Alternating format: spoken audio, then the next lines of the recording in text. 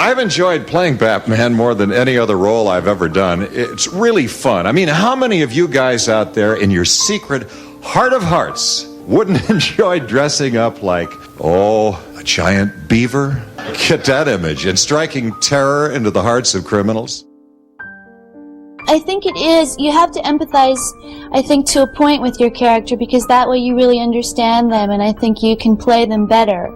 And so I usually try to find at least something that I enjoy or like or respond to in that character. And it was harder with Joyce. There was a $6 Million Man and the Bionic Woman, which came as an offshoot from the original $6 Million Man. And that was the big one. Those were the big ones in terms of popularity. And it was at a time when everything was down. It was the Vietnam War had just ended.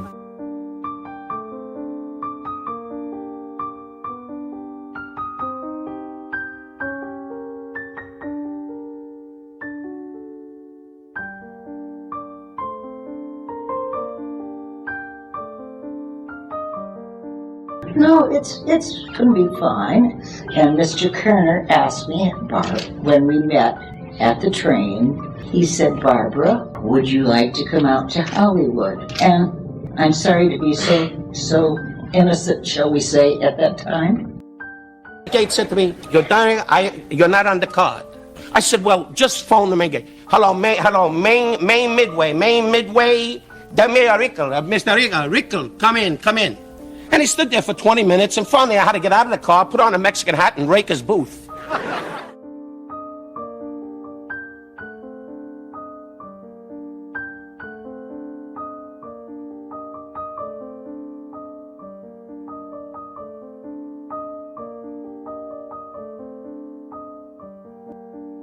We would tell people, we're going to make a movie. Oh, yeah? In Pittsburgh? Give me a break over here. The film got hot in France, and then a few of the critics that had slammed on it here noticed that the French were noticing it, and they decided to notice it. And, within 3 years, it was in the Museum of Modern Art. And I'm going, what?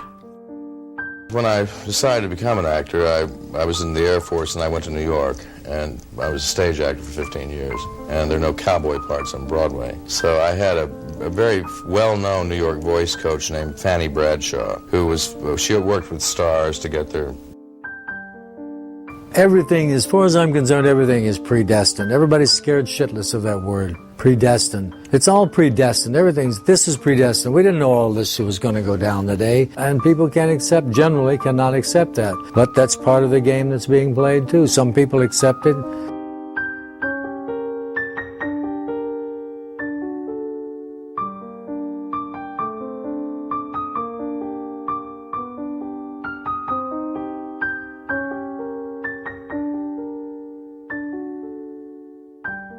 So we see him as the best man, and he is confirming that the bridegroom has the authority. And then we see him as a witness of the true light. But when we get over there in John chapter 10, do you want to look at it for just a moment? We're getting ready. Benson was never a spectacular performer like Cosby or many other shows. Benson was always the quiet hit. It was seen by many people as a one-trick pony. The white guy is smarter than the black guy is smarter than all the white guys. There came along ordinary people, which I would not have been able to do had I been still doing the television show. That was such a change of pace, that a woman could be so brittle inside that she could alienate her son. I saw her as a victim.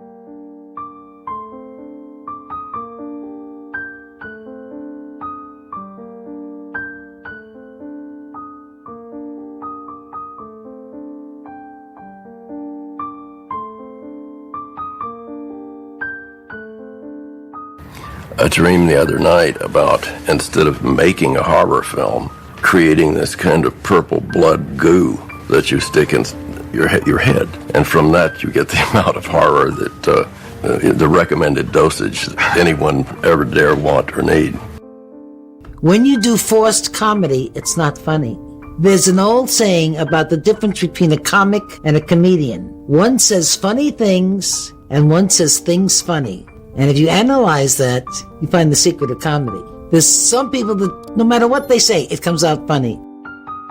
I play Vice President Daniels, and strangely enough, there's all kinds of evil doings going on in the world as I come into this piece. If you were thrust into power, what would you do?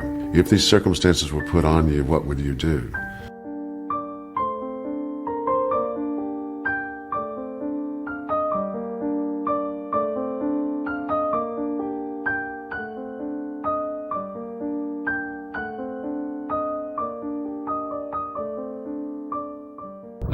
Well, I have fun when I'm working. I just love going to the studio or going on location and feeling wanted, and getting paid on Fridays, and having my face painted and my hair combed and people giving me wardrobe to wear.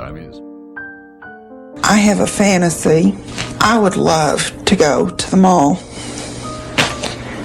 and just stand there and not have anybody notice me. Just be a regular person, not have anyone look at me. Hello, my name is Nelson Ellis, and I was talked about growing up because I was the odd kid. I was strange in my family, and later in life I learned to embrace who I was and all of my differences because I realized they make me beautiful.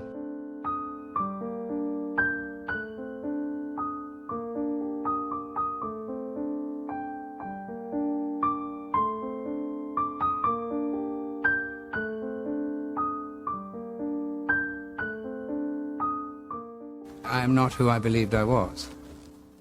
That really upsets me. I'm not going to dance with pleasure to find out that this one thing that one of the bankers in my life isn't true. Am I? Well, one of the bankers in my life was my Irish identity.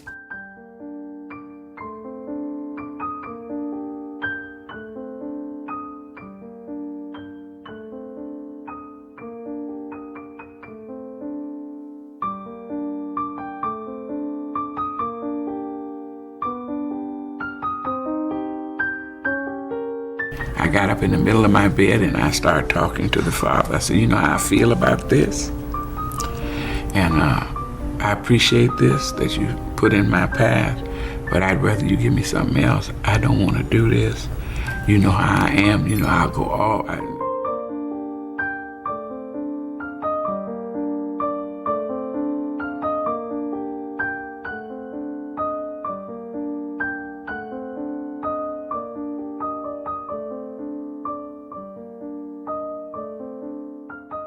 A lot of people ask me that, because there's a lot of merchandising involved with my show. No, I don't feel that way. The show itself and the product is, it's highly merchandisable. It's like there's comic books and there, magazines and.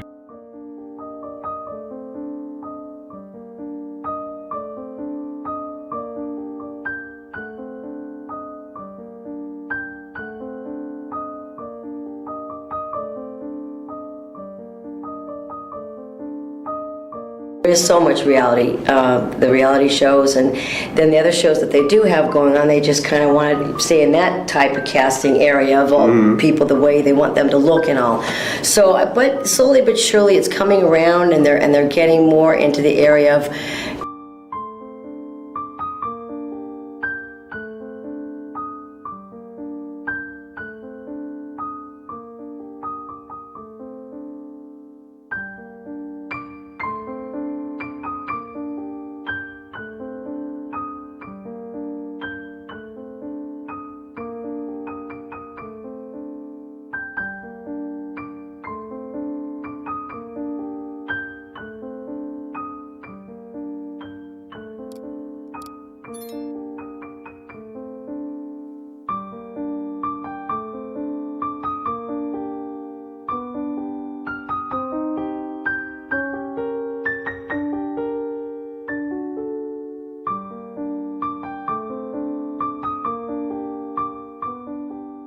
I think my heroes as a boy were guys like Buster Keaton, and then as I was growing up, I was a huge fan of Clint Eastwood's. I've never really gotten to know Clint. I've met him a couple times, but he has no idea what a mentor he's been to me.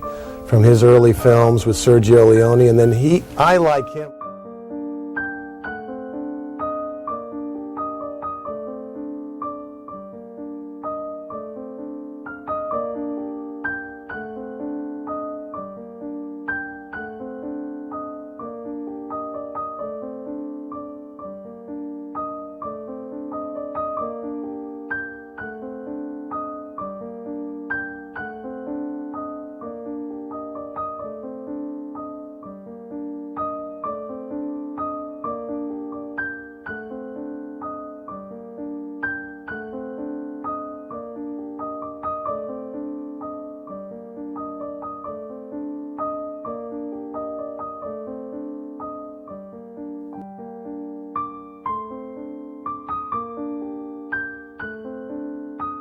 Oh, he was just ending the show, and I know that he was looking on for other things to do, and I could see the creativeness in him. The juice was flowing. Fine, it was him. It was the same guy we worked with, and there was nothing different about him.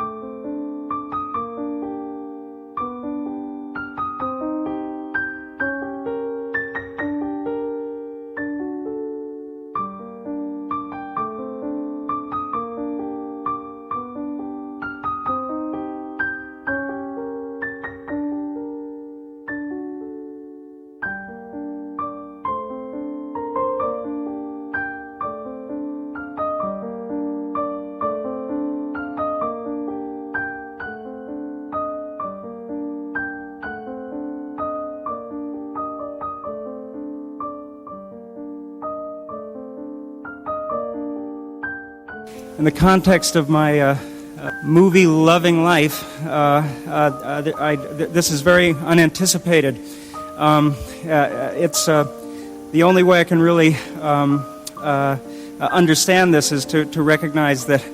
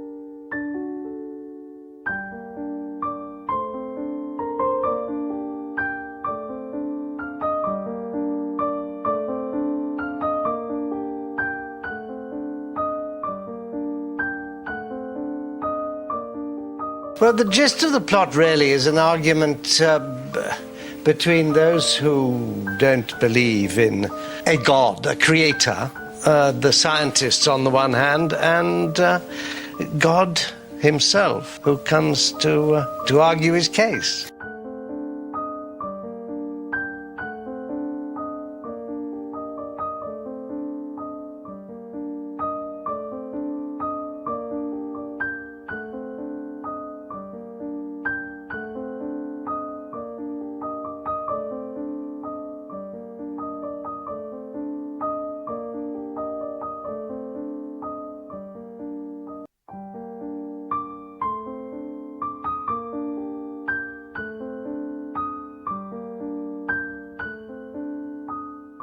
He was a gentleman who was in love with his cat his whole life. He decided to take a trip. His only problem was his cat, so he finally found a friend to take care of his cat.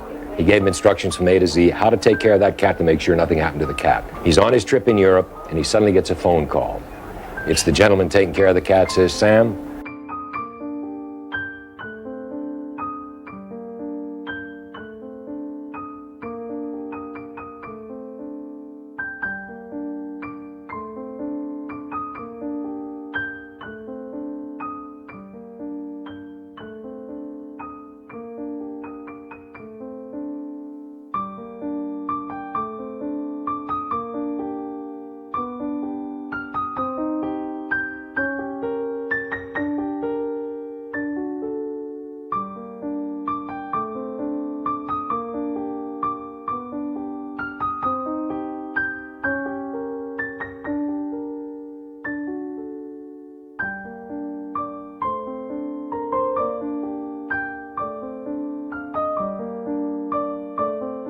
The kid is the product of a family that is good, but is imperfect. The kid, I think, is slowly awakening to some of the realities of life, the cruelty of some people, the ignorance of some.